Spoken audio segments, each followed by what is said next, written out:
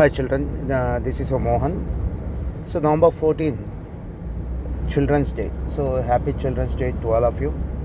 ఒక 3-4 ఇష్యూస్ మీ నోటీస్లో పెట్టాలని ఒక ఫాదర్ లాగా, ఒక బ్రదర్ లాగా, ఒక గార్డియన్ లాగా ఆలోచించి మీ ముందుకు వస్తున్నాను. సో నన్ను ఎక్కడ మీరు ఒక డైరెక్టర్ లాగా ఆలోచించొద్దు, తీసుకోవద్దు కూడా. సో ఇవి నేను చెప్తుంది not in the capacity of director, but in the capacity of a guardian or a father or a brother. So పాజిటివ్గా తీసుకోండి, మిమ్మల్ని హర్ట్ చేయాలని కాదు. ఫస్ట్ థింగ్, మెజారిటీ హెల్త్ ఇష్యూస్కి only reason, only root cause మీ మైండ్ స్టేబుల్గా, మీ mind ప్లెజెంట్గా, తక్కువ స్ట్రెస్తో ఉంటే టోటల్ హెల్త్ సెట్ అయిపోయింది. మీకు వచ్చేటువంటి మేజర్ హెల్త్ ఇష్యూస్ కావచ్చు, మెజారిటీ హెల్త్ ఇష్యూస్ కావచ్చు, సీడ్ ఎక్కడి నుంచి వచ్చిందంటే మీ మైండ్ కరెక్ట్గా ఉంటే, కంఫర్టబుల్గా ఉంటే, స్టేబుల్గా ఉంటే, స్ట్రెస్ తక్కువ ఉంటే మీ బాడీ కరెక్ట్గా ఉంటుంది. సో ఫస్ట్ ఆఫ్ ఆల్ అవసరం లేని స్ట్రెస్ తీసుకోవద్దు, అవసరం లేని కంపారిజన్స్ తేవద్దు. మీ మైండ్కి ఏదైతే స్ట్రెస్ పెడుతుందో, ఏదైతే స్ట్రెస్ పెంచుతుందో వాటికి కామాలు కాదు పులి స్టాప్ పెట్టండి, ఇంక్లూడింగ్ సోషల్ మీడియా లేదా కంపారిజన్స్. ఎక్కడైతే మీ మైండ్ స్ట్రెస్ పడుతుందో, ఎక్కడైతే మీరు డిస్టర్బ్ అవుతున్నారో అవన్నీ పులి స్టాప్ పెట్టేసేయండి. ఎందుకు? వన్స్ మీరు మెంటల్గా డిస్టర్బ్ అయితే టోటల్ మీ బాడీ ఫిజికల్గా డిస్టర్బ్ అవుతాయి. That is one thing. And second thing, ఇప్పుడు నేను చెప్పేది చాలా తక్కువ మందికి అప్లై అయితే, మేబీ ఒక 30 to 40%. సో వాళ్ళ కోసం చెప్తున్నాను. సో చిల్డ్రన్స్ డే, పిల్లలు అనేవాళ్ళు కాలేజ్లో, స్కూల్స్లో ఉంటారనేది పాత రోజులు. బట్ ఈ రోజున ఇట్లాంటి పనులు చేసేవాళ్ళు స్కూల్స్, కాలేజ్లో చాలా సాధారణంగా ఉంటున్నారు. అదేంటంటే love affairs, cigarette smoking, liquor తీసుకోవటం, బెట్టింగ్, దొంగతనాలు. అది కూడా టైం పాస్ లవ్ అఫైర్స్ చాలామంది ఉన్నారు. ఎట్ ఏ టైం ఇద్దరు ముగ్గురితో లవ్.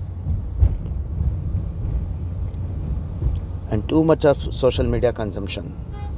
సో ఇలాంటివి చేసే వాళ్ళని పిల్లలు అంటారా? ఒకసారి మీరు ఆలోచించండి. చేతులారా లైఫ్ స్పాయిల్ చేసుకోవద్దు. లాస్ట్ వన్, నిజంగా మీ వెల్ విషర్స్ ఎవరు?